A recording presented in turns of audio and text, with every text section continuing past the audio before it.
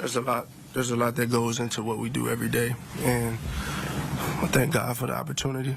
Thank Him for giving me focus and resilient and steadfast within it all. I think it's been a great group effort for us to be able to do what we've been able to do over the years, but in terms of a big reflection, I don't know if the time is to do that right now. You said throughout the season that, when you guys need to pass the game, it'll be there. It was there today. What made it work so well? Well, I think we need to change our approach to all of this. I don't play the game for stats. I don't play the game for numbers, any statistical approval from anyone else. And I understand that everyone has a preconceived notion on how they want it to look or how they expect it to look. And I told you guys that winning and success is defined by that particular individual, and it's all relative to the person. And what I define it as is winning. And so the number one goal is always to come out here and win. Jalen, when was it that you decided that numbers didn't matter, just the outcome? When did you learn that? What got you to that mind frame? By losing. You name a loss and you tell me it's losing. Failure has to be used as a source of pain to go take that next step. And there's always learning opportunities and everything. And I think it's human nature to be ignited by the shortcomings, and that's just a natural thing. When you think back to your guys' first trip to the Super Bowl, what are some lessons that you're taking with you on this time? It's hard to say right now. I just think you got to give a ton of gratitude to. These are all my personal testimonies, and I know my personal perspective is not always a reflection of what is most important to the team and what we're trying to do as a team, because every team is different. And so I think clearly as a team, the mission is to go take advantage of the opportunities we present ourselves with. But also I have my history and the things that I've experienced that I can use as tools to help those around me and help myself.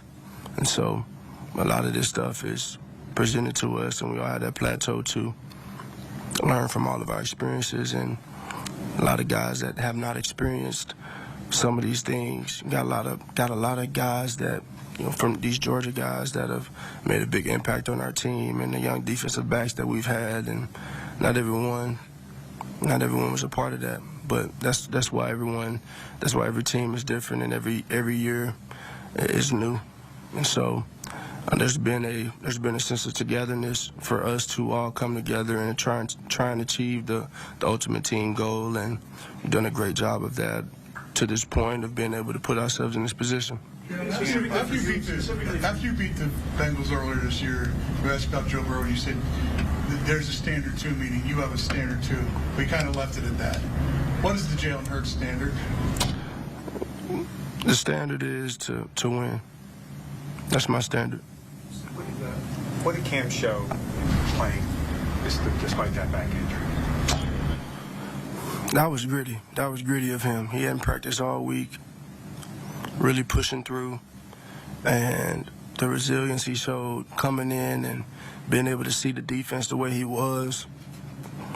Loved how he prepared. Obviously, the preparation showed, and man, he's been great all year. I won't have that reflective moment on myself, but I'll have that reflective moment on Cam and saying,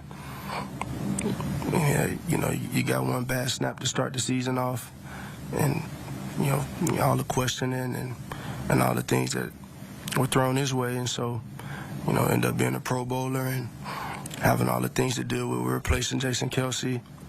He's done a great job. We'll need him to do that again this upcoming week. The first offensive play, the 60-yard touchdown. Did you check that play with the last? Yeah, I made an adjustment. It was had to get us situated, get us to the right play.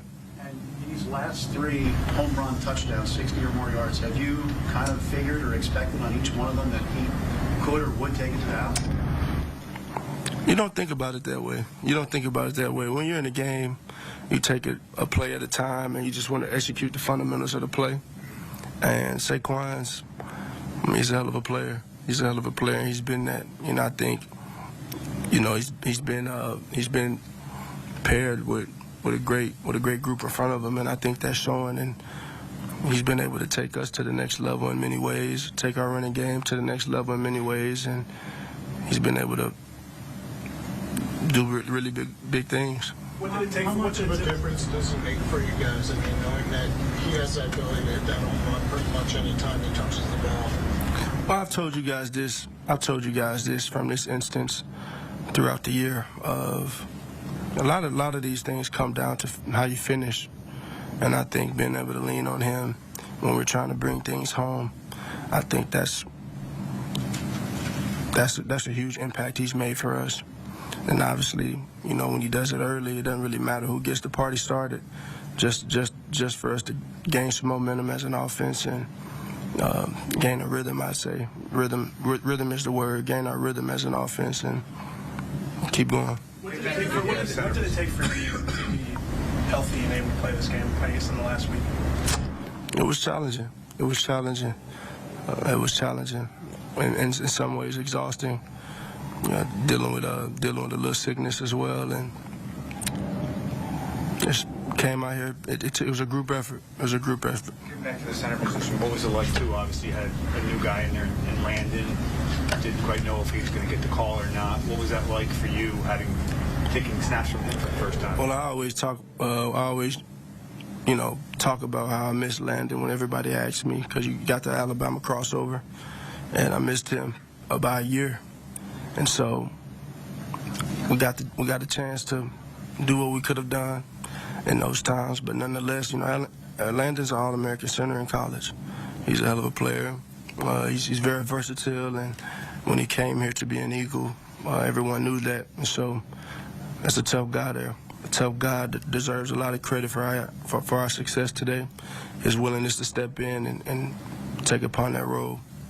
Jalen, you talked a couple months ago about well, when you have a defense that forces 4 turnovers, a run game that puts up nearly 230 yards, you might not have to do too much, but Jalen Hurts doing it all. Take a look at the most rushing touchdowns by a quarterback in a playoff game. Hurts tying his own record with 3, also tying Otto Graham with 3 back in 1954.